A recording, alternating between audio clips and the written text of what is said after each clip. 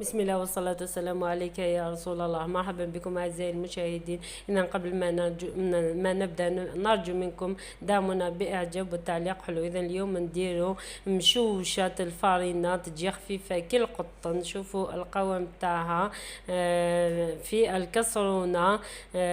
إذا هذه ماشي مشوشة المقلة، مشوشة الكسرونة بالفارينة. نقطع لكم شوية شوفوا تقولي راكي تاكلي في القطن. اذا تاكليها بالعسيله ولا بالكونفيتور تجي ولا اروع.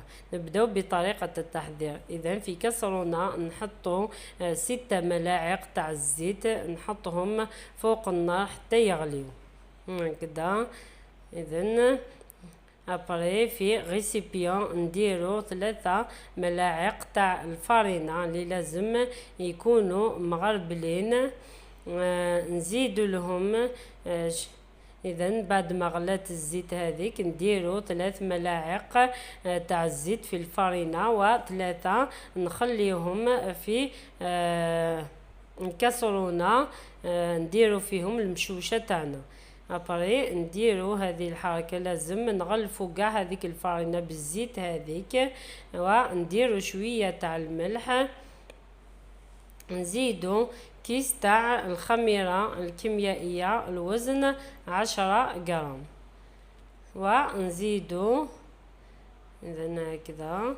ابري نزيدو 6 بيضات، اذا مع قهوة العصر ولا كي يزيد عند احنا كي يزيد عندنا مزيود ولا نديرو المشوشة.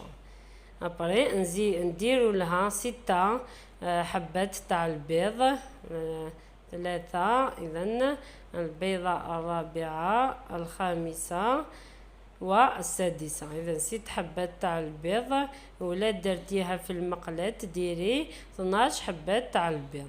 نحركو بالفوي حتى تتجانس كاع هذيك المكونات وتتخلط مليح الفارينة مع البيض هكذا. اذا يتخلط كلش مع بعض حتى يبان الخليط املس، يبان ليس.